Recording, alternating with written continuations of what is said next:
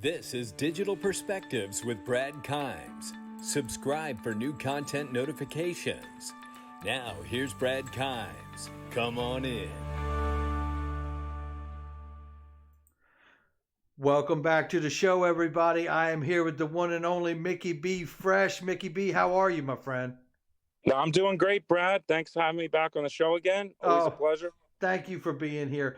Look, it's only hours away, Mickey, hours away from the flare snapshot of the XRP Ledger. Let's try to give a little bit of value back to the audience here and see if we can go a little further with what we know about Spark and the Flare network. Where do you want to start here? Well, let's just start with this being the biggest airdrop in the history of crypto. How about that one? I think that's a great place to start. Absolutely. This is the biggest event that's ever taken place in an airdrop manner. And then we're dropping it on the third biggest market cap token community in all of crypto. So millions and millions of people around the world are participating in this: retail, enterprise, institutional, anyone who holds XRP. And there's never been an airdrop at this scale with this many exchanges and wallets supporting it. That's what really gets me. I mean, this, and an impressive way, by the way, you know, it really gets me. Over 50 exchanges participating at this point, and I don't mind highlighting the fact that two of those exchanges, Cumberland and Coinbase, have said they're going to stop the OTC trading from Cumberland, the send and receives from Coinbase. Now, Mickey, I'm not a trader in this space. I'm an investor and a hodler, and I have to say, this is something I have not seen before. This is a startup company that has convinced two of the largest exchanges, from my mind, in this space to actually stop trading the world's third largest digital asset. Can you help me with this? Yeah, it's amazing that the OTC has decided to halt their trading desks during this. Withdrawals and deposits are going to be halted on almost every exchange that's participating. So I'll be prepared for that. Check your exchange and see if it's going to be a half hour, an hour, 2 hours. Every exchange is doing it differently, but this snapshot is very important. And these trading desks of OTC who deal with custodians and the exchanges who have custodians, they want to make sure everything is set when the snapshot happens and there's not assets moving around or XRP moving around.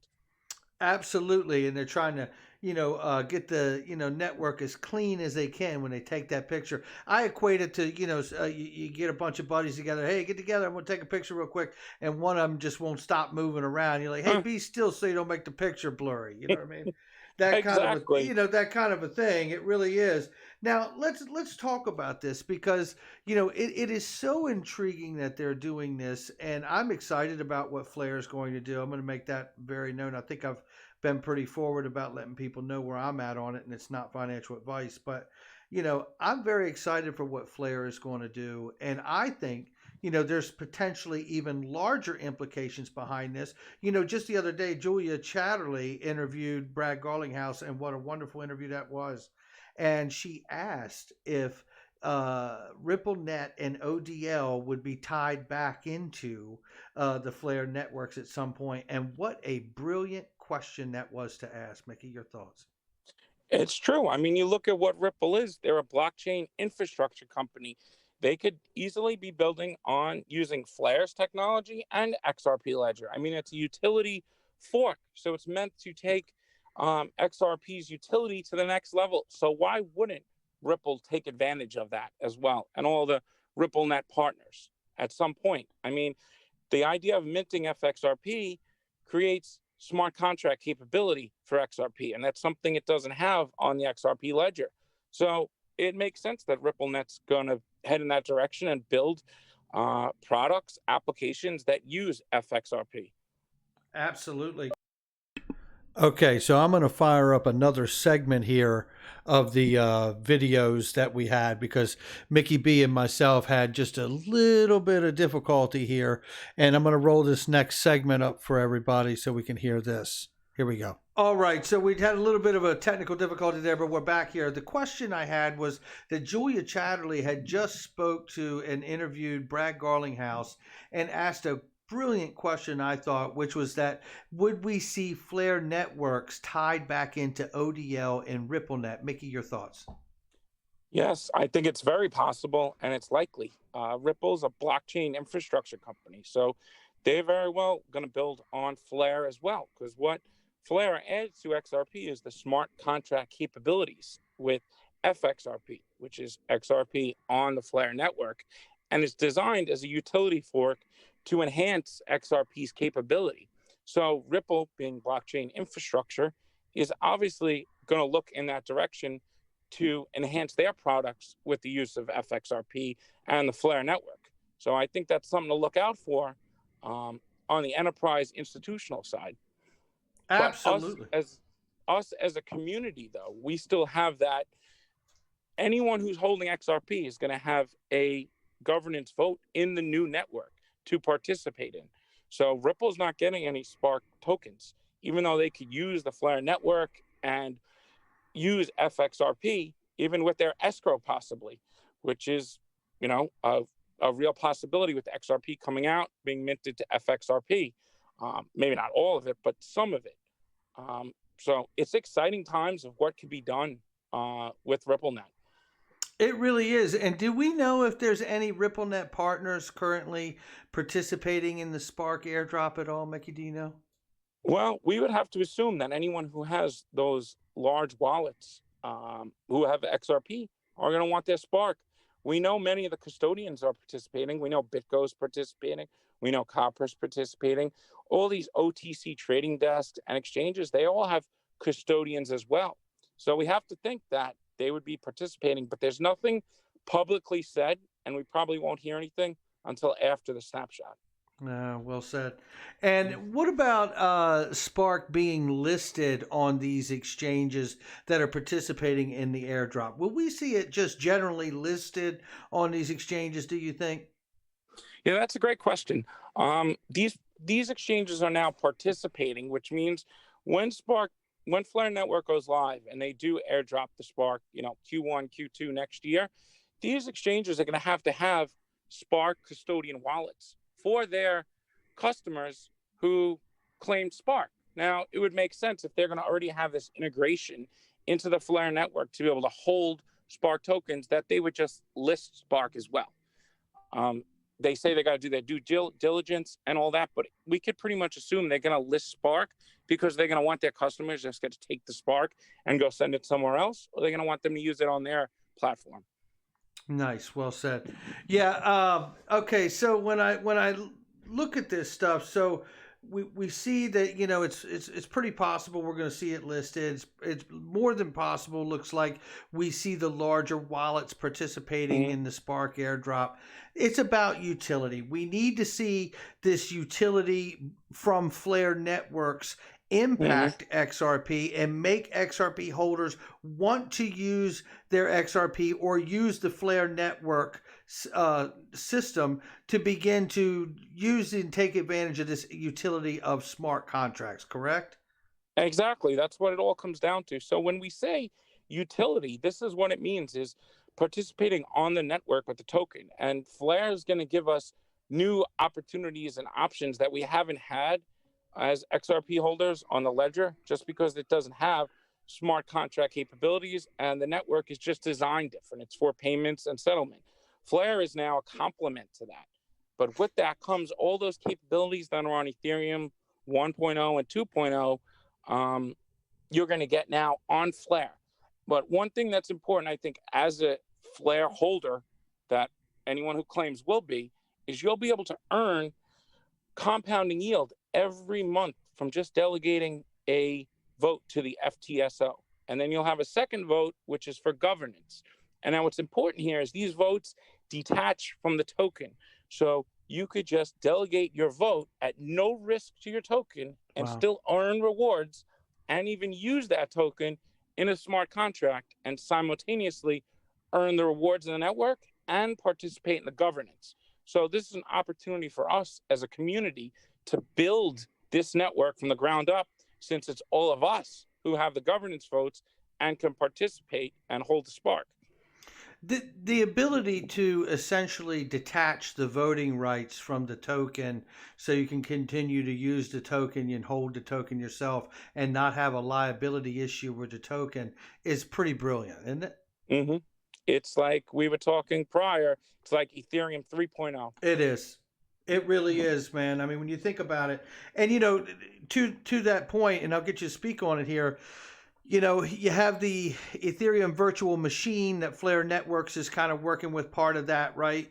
So if you're looking at the XRP Ledger and coming over there to use the smart contracts and FXRP, you have the ability of the Spark token, which can do all of the same things that the Ethereum network can without with a fraction of the cost, basically, right? Fraction of the cost, and you don't have to stake the whole token to earn the rewards and to secure the network. So without having to use that stake to secure the network, it could then be used for things like the collateral system to back FXRP in a trustless manner.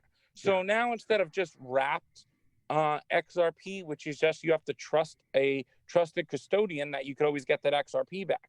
With FXRP, 2.5 times the value of XRP has to be backed by Spark value, by the agents. Now, they do the staking of the Spark. You just have to delegate your vote and you earn rewards. So that's something different than Ethereum, and it's going to take us a little while. If that doesn't make sense right away, it's okay. We have 5 months or so to understand this before the network goes live. But I do encourage everyone to read the blogs and to follow along in the next couple months, so that when the network goes live, we can understand these, and then we can help each other, and we could earn and compound our wealth on top of just getting the Spark drop. You could earn yield on top of that, and it's very simple to do.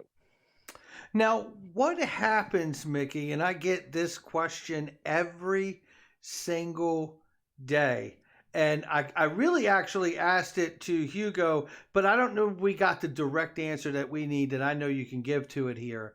And we spoke about it offline. What happens, Mickey, if I am an XRP holder and I do not participate in this airdrop? At what disadvantage am I as an XRP holder who does not participate in this airdrop? What happens to me? Yeah, that's a great question. So in the XRP ecosystem, I don't think you would be hurt in any way or missing anything in any way, but you would not be able to participate in the ecosystem with Flare and the Flare network. You won't be able to earn those rewards from your Flare tokens. You won't be able to participate in the governance vote, and you won't be able to help influence and build that network and earn that yield. But you wouldn't be hurt as an XRP holder. Nothing would happen to you. It would just be a neutral event. And you could still even use the Flare network to mint FXRP. You don't have to hold Spark to do that. So I think there's a great advantage in claiming, because it's going to be worth value, even though it's given to you at zero monetary value. You receive it at zero. It's not worth anything when it comes to you. Then the market will decide the price, and value will obviously, it really can't be dirt cheap, because that value is going to have to back the minting of the FXRP, and the agents are going to need to collect that Spark onto the network to back the minting of FXRP. So that means less circulating and more on the network being used, and that's the utility of Spark then. So, well, when I think about this, Mickey, I can't help but think to myself, I had a conversation with Big Skinny, and okay, there we had another little topic right there. And let me get the last portion of the interview here with Mickey B fired up here so we can hear it.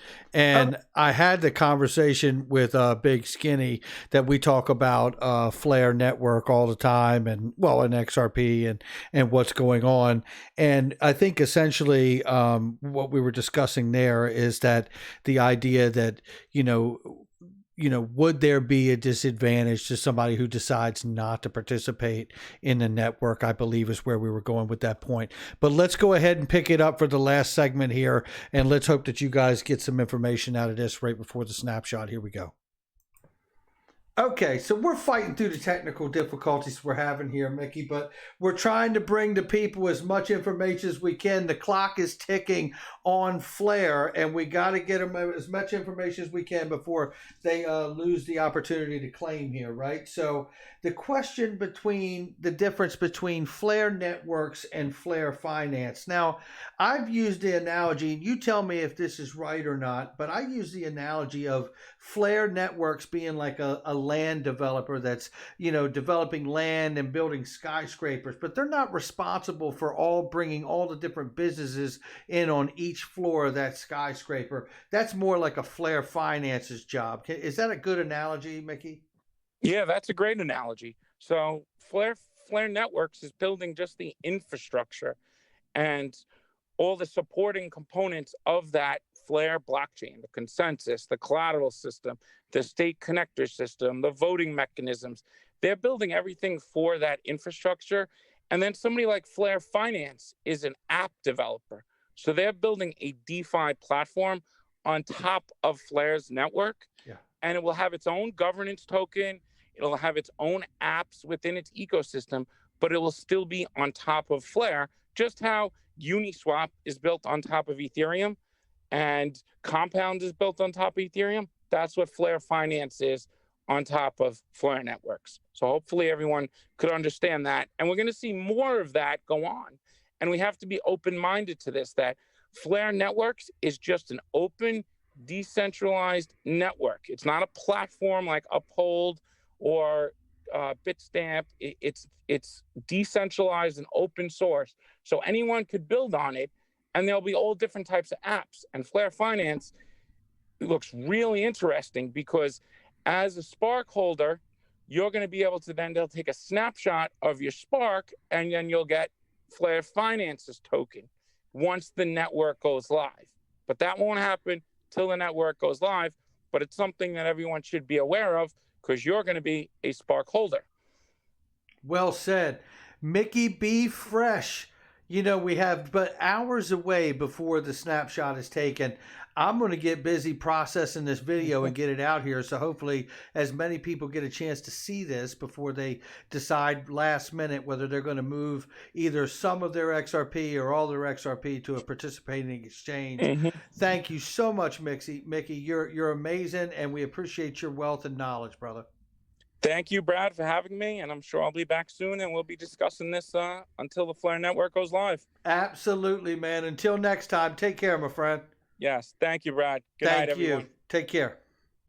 Okay, there it was. We tried to address some last-minute questions and concerns about Flare Networks and the Spark Air token airdrop, and I hope in some way it's brought some clarity, a little more understanding about what it is, where it's going, and hopefully it helps you make a decision in the final hours here of the Spark token airdrop and the XRP Ledger snapshot that is about to take place. That's going to do it for me. Make sure you hit the like and subscribe, leave a comment below, and hit that notification bell and share with somebody you know.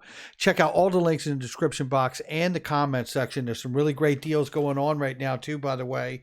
I don't mind telling you there is a 80% off on Pure VPN. There is a 1 month free iTrust Capital, the best crypto IRA in the business. And you can get $25 worth of crypto if you buy a Nano X with the link in the description and comment box. I'll catch all of you on the next one.